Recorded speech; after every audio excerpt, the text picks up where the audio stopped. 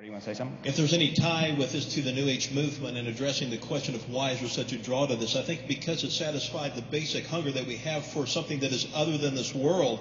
So we have this deep hunger for something spiritual, but a lot of people don't want the responsibility that comes with a law-giving God. So they think they're getting the best of both worlds, where they're getting that spiritual hunger satisfied, but yet no accountability. So I think that's why it's so popular.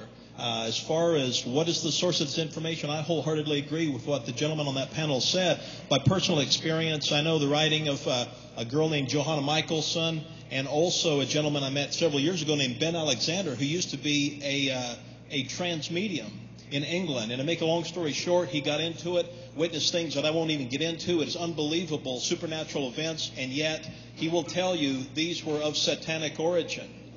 These were of satanic origin, that these are fallen beings, fallen spirits who were trying to lure and to deceive people deeper and deeper into trusting them rather than trusting the true and the living God. Good.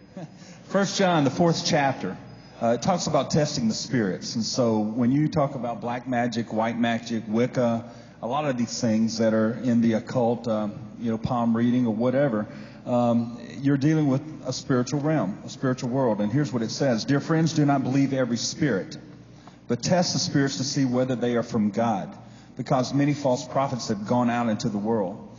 This is how you can recognize the Spirit of God. Every spirit that acknowledges that Jesus Christ has come in the flesh is from God. But every spirit that does not acknowledge Jesus is not from God. This is the spirit of the Antichrist, which you have heard is coming, and even now is already in the world.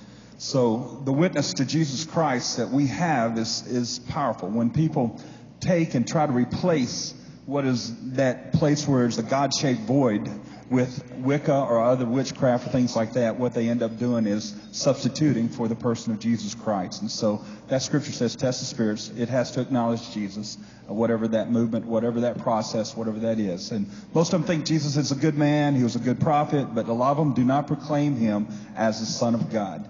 We proclaim him as the one and only true Son of God. That's what differentiates us from any and every type of form of cult or occult or even false religions. Can I just add one more thing? Yeah. This aspect of the spiritualism and why people are so entranced by it. That's a joke. Why people are so enamored by this aspect of spiritualism. Thank you. Did you take one away? Yeah. Okay. Puns subtract points. I forgot to mention that. Is because it's their attempt to regulate God and control God.